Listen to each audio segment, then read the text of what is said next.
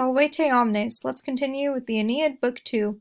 Illa sibi infestos eversa au pergama teucros, et Danaum poenet deserti conjugis iras, praemetuens, Troiae et patriae communis erines, obdiderat cessat quae arvis invisa sedebat. Illa. Remember, Illa means that woman. So this refers to Helen, mentioned in the previous lines. That woman, dreading, for herself, the Trojans, hostile on account of Troy having been overturned, and fearing the punishment of the Greeks, and fearing the angers of her deserted husband. That woman, the common curse of Troy and her fatherland, had hidden herself away, and she was sitting at the altars, hated. Invisa modifies illa, that woman, hated. So this is a pretty interesting section. Aeneas sees Helen, and he sees her as invisa, as hated. And he's describing how she must be feeling, because she must be dreading the Trojans hostile on account of Pergamum or Troy having been overturned. She's also fearing the punishment of the Greeks and the angers of her deserted husband. So she's fearing both her own countrymen and the countrymen of Troy. She is thinking both sides of the war must really be hating her right now, because she is seen as the cause of it. Now that Troy is being destroyed, all the Trojans must really, really hate her for ever coming to Troy in the first place. And the Greeks must hate her for causing all of this destruction and making them go to war in the first place.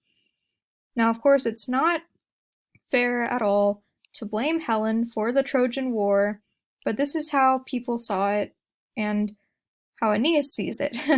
The reason I say it's not fair is because Paris was complicit, they both ran away together, and it's not like anyone really forced them to fight a war over a woman who didn't want to stay with her husband. But that is putting things into modern perspectives and just my personal opinion, but we need to put this into context of the ancients' opinions. So the way that the Greeks were feeling is they were upset that Helen ran away and caused this war and now they've gone to war and had all this destruction.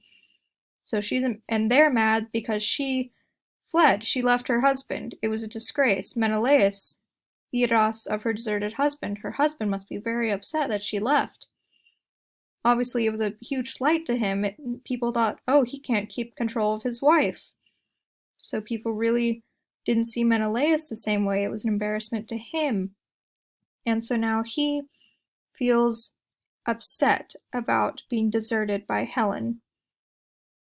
So everyone is upset with Helen right now, is the key. So she is afraid of everyone. She's afraid of everyone's anger and poenam, the punishment that everyone must want to give her. Now, over here we have that she is a communis erinis, Troiae et patriae. She is the common curse of Troy and her fatherland. Because remember, both Greece and Troy, she's a curse to both of them. Abdiderat sese atque aris invisa sedebat. So she had hidden herself away, and she was sitting at the altars, hated. There are two interpretations for invisa, but based on what follows in the coming lines, it is best to interpret this as hated, in my opinion, but it could also be translated as unseen. She's hiding, so she's unseen in those altars. But on the flip side, Aeneas has seen her, he's looking at her right now, so that's why you can also translate it as hated. And of course, Aeneas hates her. Aris, ablative of place where. And up here we have some A, B, B, A, some clear chiasmus. And I believe that's all we need to discuss for these lines.